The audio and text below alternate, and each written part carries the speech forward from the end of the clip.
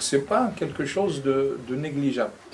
Donc moi je pense qu'il y a des procédés, évidemment il faut varier les procédés, et à mon avis un point qui aujourd'hui nous fait beaucoup défaut, c'est la création justement de l'ambiance et de la fréquentation d'autres groupes d'enfants qui font la même chose. Parce que quand ils se retrouvent évidemment avec d'autres enfants, les choses ont tendance à changer, ou en tous les cas ils le comprennent mieux. Mais en tous les cas, je ne sais pas, j'espère, Inch'Allah, que tu as eu appris quelques pistes. Mais je vous rassure, hein, c'est un sentiment aujourd'hui qui n'est pas simplement qui se partage par vous ici en France. Pour vous dire, cet été, on visitait un grand lecteur de Coran qui me disait que là où il est, il ne trouve pas de gens qui veulent lire le Coran. C'est une personnalité et il était vraiment beaucoup affligé par le contexte où les parents s'intéressent au Coran, les enfants s'intéressent au Coran, mais l'apprendre il n'y a pas. Pourtant, tout est propice pour... Il y a des écoles, il y a tout ce qu'il faut. Donc je vous dirais franchement, on n'est pas les moins bien lotis à ce niveau-là. On a des difficultés, on a des défis. Mais comme je vous l'ai dit, il faut aussi pouvoir voir que dans d'autres contextes, les défis sont là. Parce que l'épreuve, elle est là. L'épreuve, elle n'épargne personne, surtout pas le croyant. Et le Coran, c'est la marchandise d'Allah subhanahu wa ta'ala qui est chère. La sil'atullahi ghaliya. La marchandise d'Allah azza wa jal est chère et elle demande évidemment beaucoup d'efforts, beaucoup de patience. Et parfois, comme je vous ai dit, il ne faut pas perdre de vue que peut-être l'enfant n'apprendra pas le Coran, mais ça sera un bon musulman, et ça c'est l'objectif premier. L'objectif premier, c'est pas que yahfad le Coran, c'est que ce soit un bon musulman et qu'il aime ce livre de sorte à qu'il puisse avoir une fréquentation première. Donc parfois, c'est difficile en tant que parent de dire ça, on le vit tous, mais des fois vous voulez orienter votre enfant qu'il soit médecin. Si lui ne veut pas, vous allez faire quoi? Vous allez l'obliger à être médecin? Il y a un moment donné où Allah subhanahu wa ta'ala, il lui a donné la faculté de choisir, de décider de son devenir, et il vous demande de ne pas lui imposer.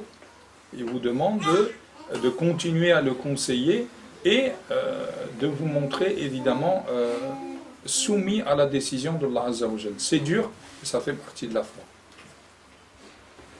Non. Je vais revenir sur le fait de l'apprentissage de la prière aux enfants. Est-ce qu'il y a une méthode plus adéquate, c'est-à-dire est-ce que l'enfant doit lui rappeler de faire sa prière à chaque moment, ou insister plutôt sur le fait que la prière, il doit apprendre à faire la prière présente et insister sur le fait qu'il l'a passée comme il faut, ou l'alourdir avec toutes ces prières qui sont passées en de l'école par exemple, tu fais ta prière, tu fais ton dos, à ça, sachant qu'il va la faire à une vitesse qui ne va pas accorder d'importance. En hésitant entre ces deux termes. Je pense que le mieux, évidemment, le mieux c'est de pour lui faciliter déjà, et c'est le mieux qu'il y a, c'est qu'il fasse la prière à l'heure.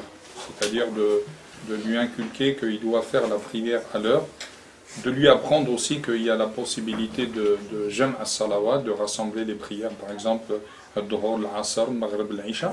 C'est un enseignement de notre religion, donc on se doit de lui apprendre. Et ça peut l'aider aussi quand il rentre le soir, il n'a pas tout rattrapé, parce que tout rattraper, c'est le début de l'abandon, il faut être clair. Il y en a même pour les adultes, quand on commence à rentrer dans cette phase où on rattrape plusieurs prières d'affilée, à un moment donné, on ne tient plus, c'est comme ça qu'on arrive à arrêter. Donc je pense que le point le plus important, c'est de lui apprendre à faire la prière à l'heure. Et le meilleur apprentissage, évidemment, va rester l'exemplarité, c'est-à-dire qu'il participe avec nous à la prière. Et ça, comme je vous disais tout à l'heure, dans le domicile familial, quand, par exemple, l'un des parents rentre, qu'il n'a pas encore fait sa prière, il demande aux enfants, t'as prié? S'il n'a pas prié, viens, on prie ensemble. Et ça, évidemment, c'est quelque chose c'est un objectif. Premièrement, il prie à l'heure. Deuxièmement, on l'habitue à prier en groupe. Hein? Ça, le prophète sallallahu alayhi wa sallam, il a dit, la prière de 2, c'est mieux que la prière de 1, la prière de 3, c'est mieux que la prière de 2, et ainsi de suite. Donc, qu'on s'habitue à ce que c'est pas chacun qui prie de son côté, et de temps en temps, quand il y a la possibilité, de l'amener, quand il a l'âge où il peut se tenir, de l'amener à la mosquée, ne serait-ce que faire un autre. Donc le mieux, c'est de le faire prier à l'heure. Quand dans son emploi du temps, il ne peut pas, parce qu'il est à l'école ou autre, on ne lui dit pas tu les laisses, on lui dit voilà, alhamdoulilah, dans la religion, il y a la question du regroupement des prières, et on lui fait regrouper, par exemple, Dhuhr, Asr au moment du Dhuhr, Maghrib, Isha au moment de l'Isha s'il est rentré trop tard, et ainsi de suite. Mais on lui explique aussi que il ne faut pas faire ça tout le temps. C'est une facilité qu'Allah subhanahu wa ta'ala nous donne. Ça, c'est mieux que de le laisser. Par exemple, le soir, il rentre, il rattrape Dhuhr, Asr, Maghrib, Isha. Je pense que ce n'est pas une bonne, comme je vous l'ai dit, le regrouper, enfin tout rattraper le soir, c'est le début de l'arrêt. Ça prend le temps qu'il faudra, mais c'est le début de l'arrêt.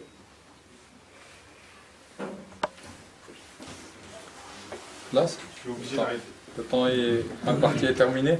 On a dépassé. À la Koudehal, je tiens à vous remercier pour votre écoute, Inch'Allah, pour votre invitation. Ça fait toujours plaisir de venir voir Al-Qur'an, et je demande à Allah subhanahu wa ta'ala qu'on fasse tous partie de Al-Qur'an wa khassatuhu.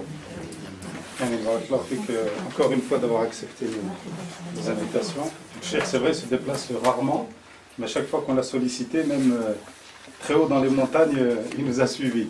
Voilà, là, fait encore une fois, et je vous remercie aussi d'avoir répondu favorablement à cette rencontre. Je vous laisse faire un doigt. Alhamdulillahi Rabbil Alamin, wa salatu wa salam ala Sayyidina Muhammad wa ala alihi wa sahbihi ajma'in. اللهم تقبل منا هذا العمل واجعله خالصا لوجهك الكريم. اللهم ارحمنا واعف عنا واغفر لنا. اللهم احفظ أبناءنا. اللهم احفظ أبناءنا. اللهم احفظ أبناءنا يا رب العالمين. اللهم جدد إيماننا. اللهم جدد الإيمان في قلوبنا. اللهم جدد الإيمان في قلوبنا. اللهم جدد الإيمان في قلوبنا. اللهم إنا نسألك الهدى والتقى والعفاف والغنى. اللهم دلنا عليك ودلنا على من يدلنا عليك يا رب العالمين. اللهم حبب إلينا القرآن وارحمنا بالقرآن واشفنا بالقرآن وارفعنا بالقرآن. اللهم حبب إلينا تلاوة القرآن وحبب إلينا مراجعة القرآن وحبب إلينا حفظ القرآن واجعلنا من الذين يعملون بالقرآن يا رب العالمين. اللهم لا تبتلينا بنسيان القرآن. اللهم لا تبتلينا بنسيان القرآن. اللهم وفقنا واجعلنا من الذين يتلونه على الوجه الذي يرضيك. اللهم اجعل القرآن لنا ولا تجعله علينا.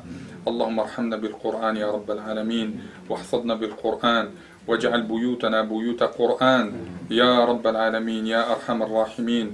وصل الله وسلم على سيدنا محمد وعلى آله وصحبه أجمعين.